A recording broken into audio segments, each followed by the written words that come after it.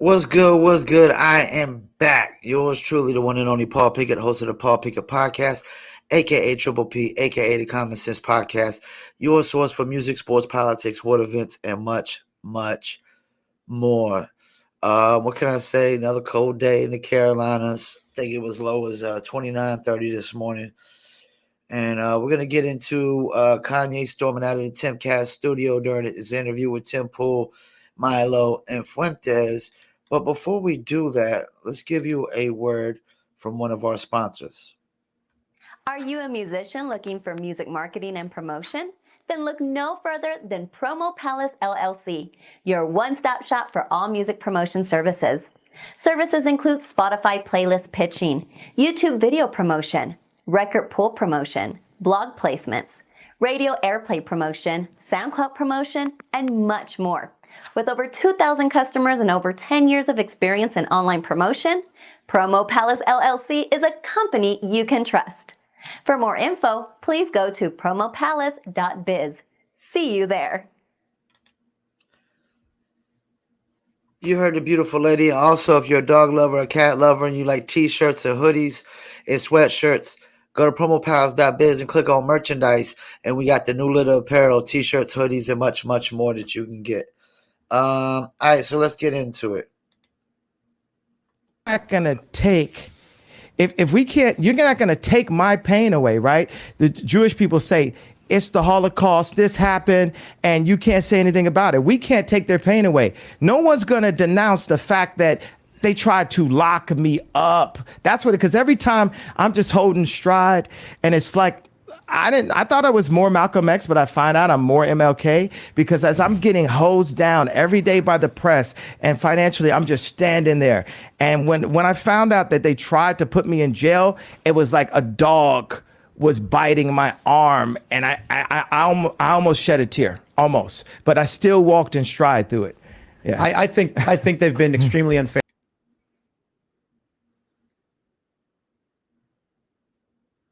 Let me tap in real quick. I don't think he's Martin Luther King Jr. or Malcolm X. He's just Kanye. Maybe he's more Muhammad Ali. I don't know, but he's not Martin Luther King Jr. and he's definitely not Malcolm X. He's not on that level.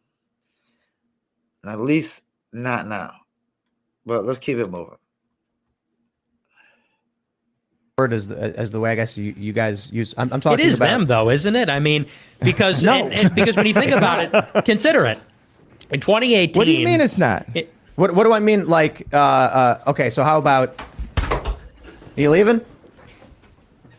Are you referring to the press? He's gone. I'll say it right now.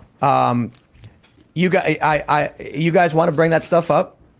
And then Have think the we're not going discussion. to have a conversation? Like, have the discussion. Like you think Ye's going to come in here and say, here's my pain, here's my suffering. I'm going to say, I hear you. And then he's going to say, and it was Jewish people. And I'm going to be like, okay, but don't you consider, it's like, I'm not going to do this. I gotta refuse. Go, make sure he's cool. All right, go for it. Luke and I will have a conversation. So I can't say I'm surprised. What do I even do?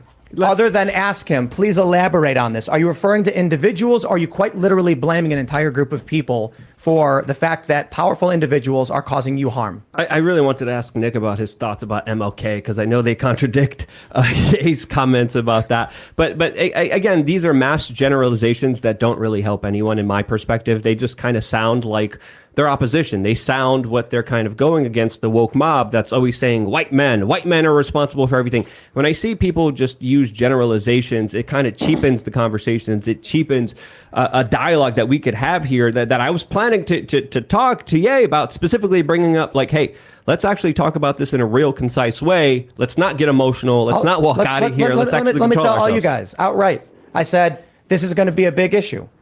Before the show, obviously, people are going to bring up the questions of anti-Semitism. Why don't we talk about the news? I want to hear what happened with this meeting. I want to understand what Ye 24 is.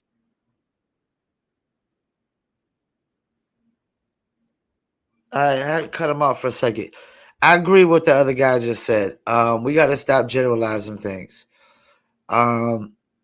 Maybe if he's got to be more specific, maybe say Jewish people in positions of power at record labels or in the entertainment business. But we got to stop generalizing. It's no different than when Democrats say all Trump voters or supporters are racist, or all Republicans are racist, or like stereotypes, like when people would try to say like all black people were criminals or weren't smart, or like all black people were stupid or something. Like, yeah, those generalizations we got to stop, like and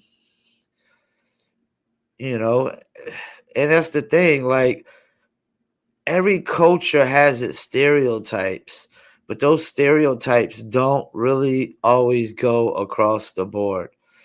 It's like when people be like,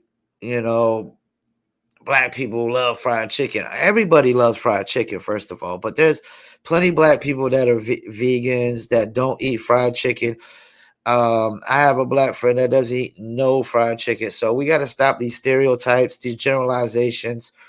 They don't never go across the board. It's mathematically impossible for them to go across the board, and yeah, like, they and the, like, that's the thing. When you say they and them, it sounds like we're talking about pronouns now. Like we gotta, like, we doing pronouns for a whole group of race of people, or a whole group of people that believe in a specific religion or whatnot.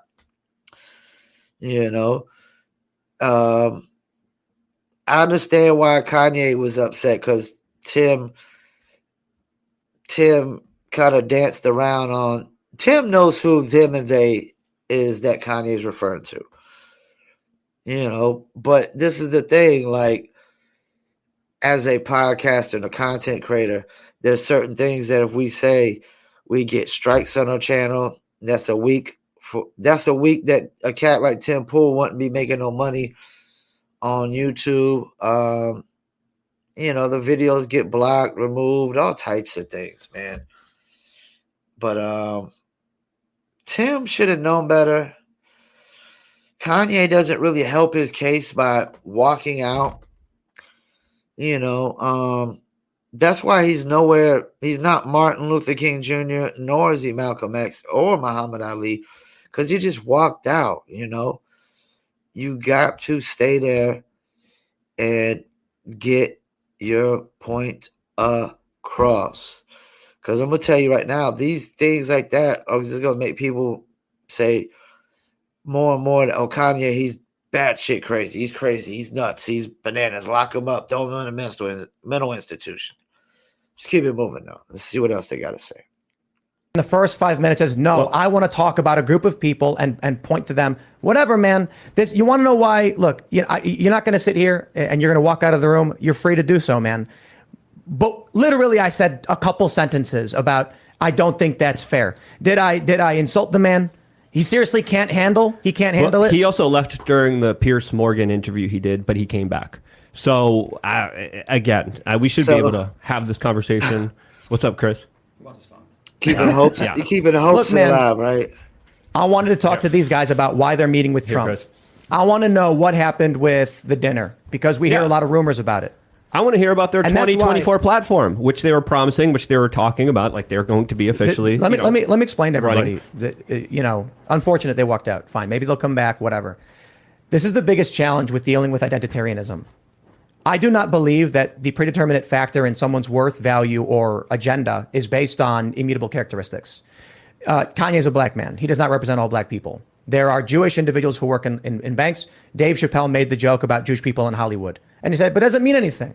You got a lot of black people in Ferguson, doesn't mean they run the place. The point is, I'm all about individualism, meritocracy, personal responsibility. That means an individual of any background can be capable of anything.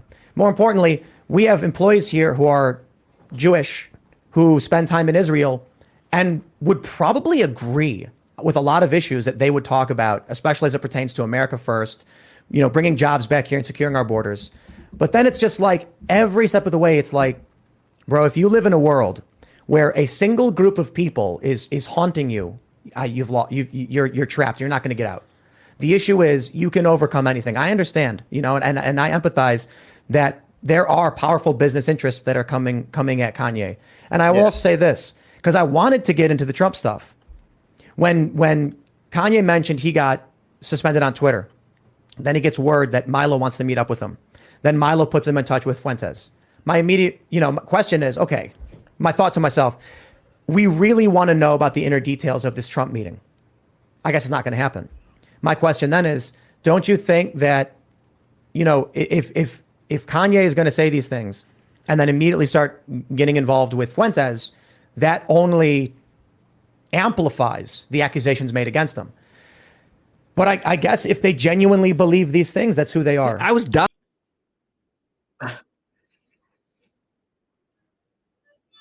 All right, so I don't know much about Fuentes, so I'm not going to comment on Fuentes. One thing I do know is the interview. Tim Pool has his agenda on what he's trying to questions he's trying to ask the interviewer, and the person being interviewed always has their own agenda.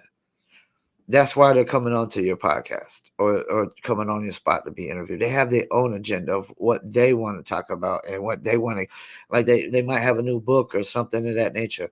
But Kanye doesn't help with his case right here. This is the thing. A cat like Kyrie basically doubled down on some of the things Kanye was saying when he tweeted his Amazon documentary. Or not his Amazon documentary, but when he retweeted an Amazon documentary, I think it was called Hebrews and Negroes, if I'm not mistaken. He basically doubled down, but the way Kyrie has handled it is in a more civil, more intellectual manner. Kanye is he's not helping his case, man, by just walking out, like just going on these rants and not, just sitting down and having a civil discussion. Yeah, that was interesting. I don't know what Tim Pool was expecting. And I don't know what Kanye is. It's kind of like some of these cats nowadays, I don't know what you expected when you interview them. Like Antonio Brown, I don't know what you're expecting. Kanye, I don't know what you're expecting, man. Like, it's like Nori knew better before he interviewed Kanye. You knew better. And then you want to remove the video. It's like, it's such a hypocrisy. But, yeah. Let's pump the brakes. Let's calm down and sit down and get your point across the right way. Once again, thank you for tuning in, Paul Pickett Podcast, and I'm